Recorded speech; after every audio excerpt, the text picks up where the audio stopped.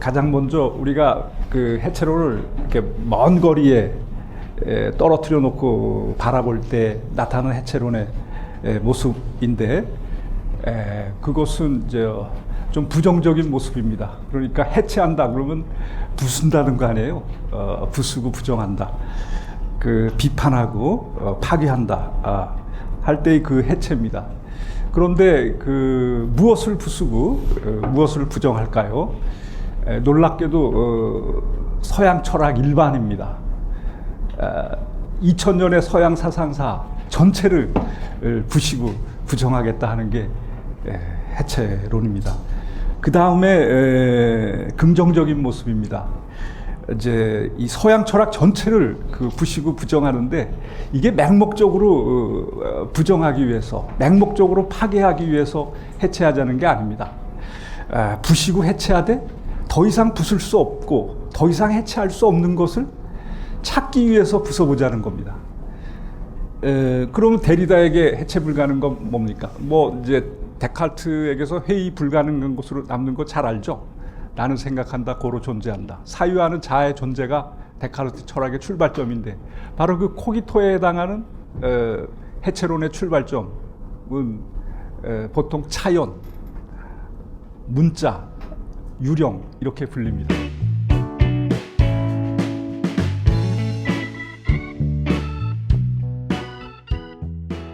데리다가 그 철학사에 접근하는 태도를 또는 그의 방법론적인 특징을 아주 잘 표현하는 말이 있습니다. 이 법의 힘에 나오는 말인데요. 기억 앞의 무한한 책임이라는 말입니다. 데리다는 이를 기억 앞의 무한한 책임, 따라서 필연적으로 과도할 수밖에 없고 계산 불가능할 수밖에 없는 책임이라는 말로 표현했습니다.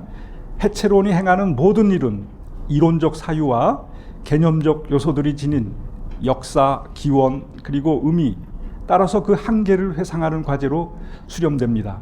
요컨대 역사적이고 해석적인 기억의 과제가 해체론의 중심에 자리하고 있는 것입니다. 데리다는 이런 해체론의 방법을 통해서 문헌, 고전 문헌의 주석에 적용하고, 근데 이런 문헌을 정교하게 주석을 해서 얻고자 하는 것은 무엇인가? 아까 말씀드렸죠. 해체 불가능한 거, 아무리 해체하려고 해도 해체되지 않는 거, 그거 해체 불가능자, 더 indeconstructible, 그 해체 불가능한 거를 찾고자 하는 겁니다. 그런데 적어도 철학사 방법론이 문제일 때는 또 하나의 것을 염두에 두고 있습니다. 데리다가 찾고자 하는 데는 이 해체 불가능자와 아주 유사한 건데 또 다른 것이 하나 더 있는데, 그것을 데리다는 울타리라고 합니다. 울타리. 그러면 울타리라는 게 뭡니까? 울타리는 울타리는 이제 말하자면 여기서 말하는 울타리는 서양의 그 사상사 전체, 서양적 사유의 패러다임이라고 할 수 있는데, 이런 사유 전체의 논리 역사적인 가능성 범위를 표시하는 어떤 경계, 한계입니다. 그런데 이 경계라는 말에는 또 대단히 심오한 의미가 들어있어요. 대단히 심오한 의미가 들어있습니다. 이게 뭐냐면 바로 어떤 것이 비로소 시작되는 것, 태어나는 것을 의미합니다. 서양적 사유 전체가 처음 시작되는 것, 그 성격이 규정되는 것, 그 사유가 일정한 형태 안에 보존, 양육되는, 양육해주는 어떤 것, 이것이 이제 데리다가 찾고자 하는 울타리입니다. 그래서 그 서양 사상사 전체의 그 울타리를 그려놓고 그 안에 그 특성을 이제 데리다가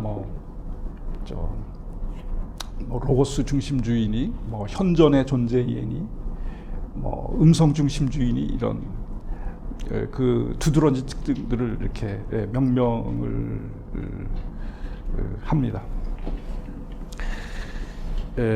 그래서 뭐 이제까지 그 얘기를 뭐 종합하면 데리다의 해체론이라고 하는 것은 2000년 서양 사상사 전체를 낳고 구조화하는, 그리고 서양 사상사 전체의 안과 바깥을 표시해주는 그 어떤 경계, 울타리를 그려내고, 또 그려낼 뿐만 아니라 그것의 바깥으로 나아갈 가능성을 모색합니다.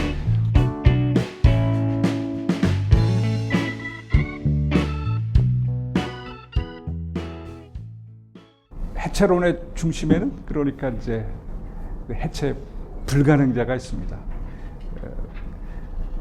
그리고 이 해체 불가능한 것, 아무리 의심하고 전복할래도 논박하거나 반증하려도 모든 것이 불가능해지는 이런 그 해체 불가능자, 데리다는 이것을 차연이라고 부르는데, 차연이라고 하는 것은 뭐 차이의 일종입니다. 다만 대단히 심오하고 독특한 의미를 지니고 있기 때문에 그냥 차이라고 안 하고 차연이라고 이렇게 이름을 붙였는데, 말하자면 현대 차이의 철학을 대표하는 용어라고 할 수 있습니다. 그러면 차이의 철학이라는 것은 무엇일까요? 그 진정한 의미의 그 차이의 철학, 그 현대적인 의미의 차이의 철학이 그 등장하는 전환점, 그건 구조주의입니다. 구조주의에 따르면은 우리에게 주어진 모든 것, 특히 어떤 정체성을, 자기 동일성을 띠고 나타나는 모든 것, 뭐 의미든 단위든 뭐 어떤 형상이든 기능이든 질서든 주체든 실체든 이런 모든 것들이 어떤 관계의 산물이다. 어떤 뭐 변하지 않는 뭐 형상, 본질, 실체 이런 게 있는 게 아니고, 이런 것들은 어떤 관계의 산물이다. 그럼 어떤 관계의 산물이냐? 그 자체로는 무의미한 요소들이 있었어요. 그 자체로는 이 무의미한 요소들이 있었고, 이런 것들이 어떤 상호적인 차이 때문에 관계를 맺게 되고, 우리에게 나타나는 모든 것은 이런 상관적 차이, 변별적 차이,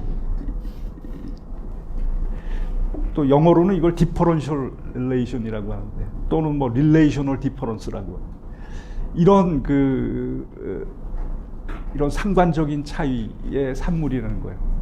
이 구조주의를 넘어서려는 노력 속에서, 물론 그것을 수용하고 반복하고 내면화하는 가운데 넘어서는 거지만, 이런 구조주의를 극복하고 넘어서는 과정에서 정말 현대적인 차이의 철학이 성립했고, 그것을 대변하는 용어가 차연이다.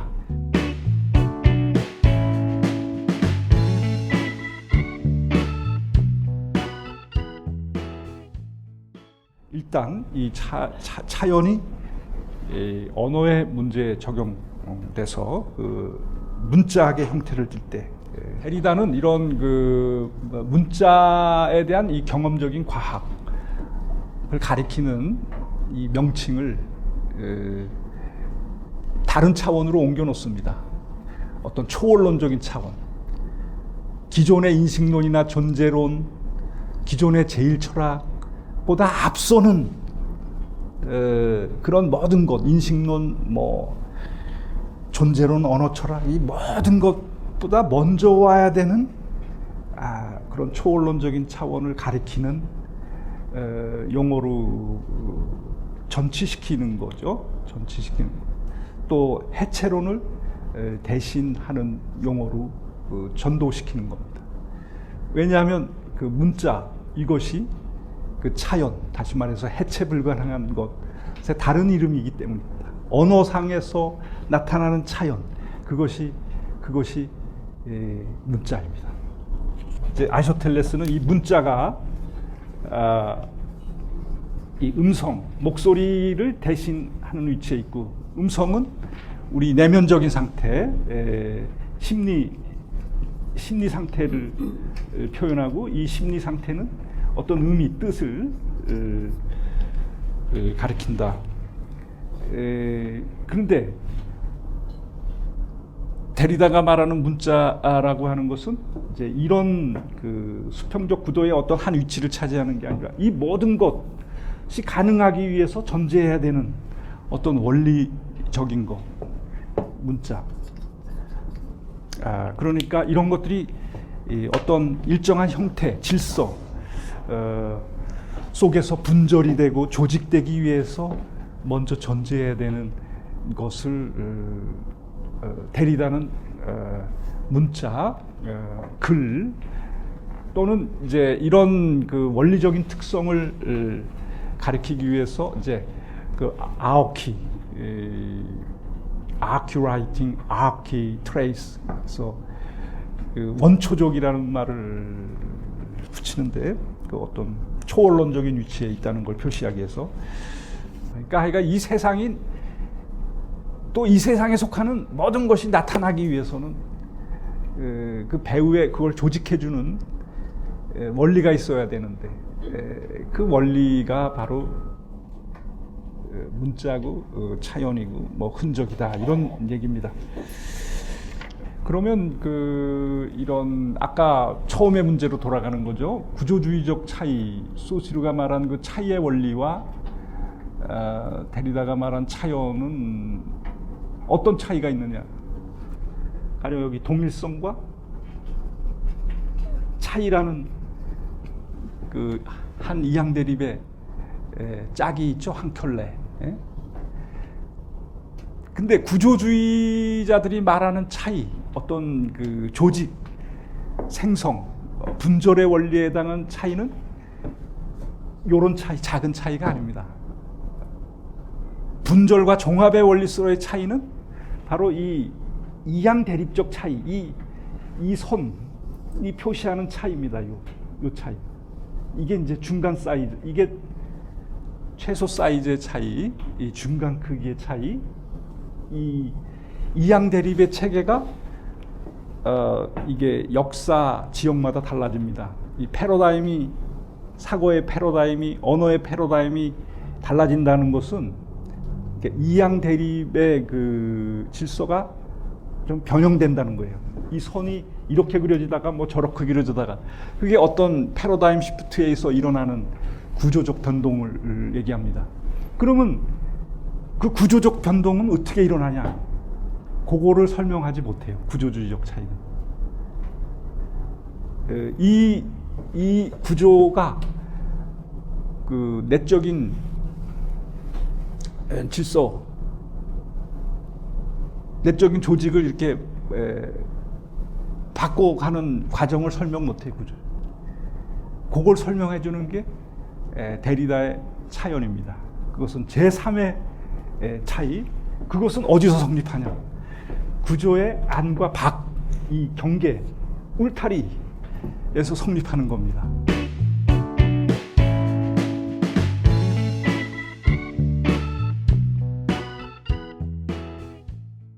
그 로고스 중심주의 시대에 천대받던 그 문자를 어떤 철학의 뭐 말하자면 제1원리라고 그럴까요? 그 모든 걸 설명하는 원점에 놓는 것처럼 마찬가지로 그 이론적 합리주의 전통 안에서 그 배척, 푸닥거리의 대상이 되었던 이 유령을 미래의 윤리학 실천의 세계를 설명하는 원점에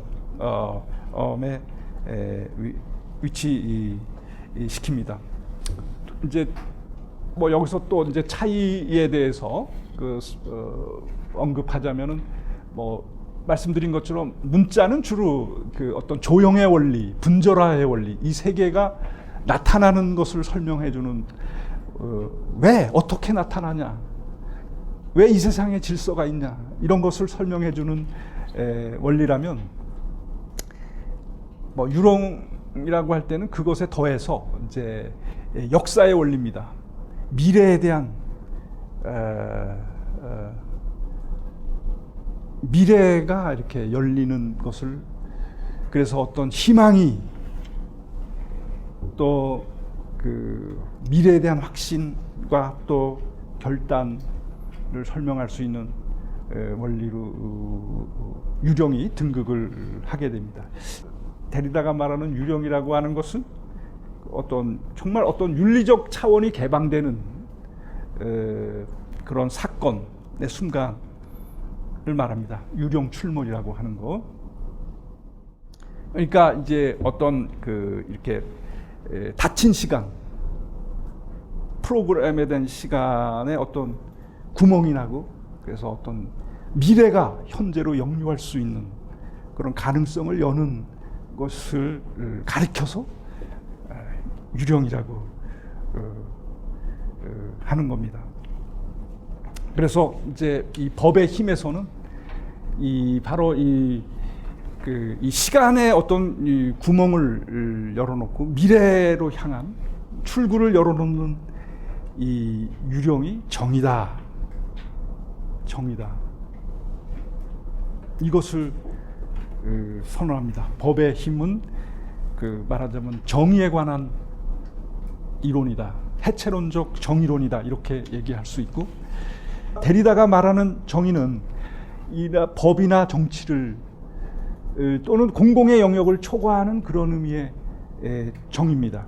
이 점에서 데리다는 레비나스의 윤리학을 많이 참고하고 또 의존합니다. 레비나스의 윤리학, 이것은 하버마스나 롤즈의 윤리학하고 달리 법을 넘어서고 사회를 넘어서고 국가를 넘어서는 윤리학, 거의 종교에 가까워지는 윤리학이고, 조금 더 전통적인 용어로 하면 실존적인 윤리예요. 실존적인 차원에서의 윤리. 데리다는 진정한 정의, 유령과 같이 우리 현재 시간에 미래로 향한 어떤 가능성을 열어놓는, 또는 순수 실천의 차원을 열어놓는 유령이 대변하는 정의는 이 실존적인 책임과 공공적인 책임을 다 끌어안고 가는 책임이다.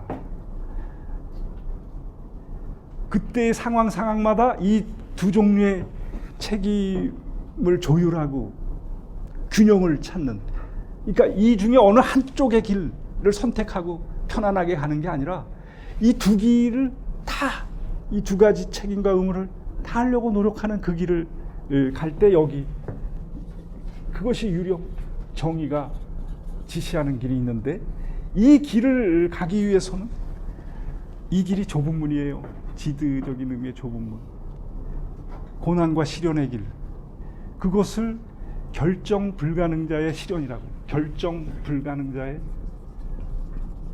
이게 해체 불가능의 다른 말인데, 자의 시련을 통과해야 된다. 정의는 법에 따른 추론의 끝에서 찾아오는 것도, 법정 판결을 알리는 방망이 소리와 더불어 실현되는 것도 아닙니다. 정의가 법의 한계를 표시한다면 그것은 법이 자신의 가능한 논리를 모두 펼친 이후에 부딪히는 한계입니다. 정의는 최선의 법률적 계산이 이율배반에 빠질 때, 따라서 그 법률 초과적인 사태에 부응하는 고심에 찬 결단을 요구하면서, 또는 근본으로 돌아가는 창조적인 판단을 요구하면서 옵니다.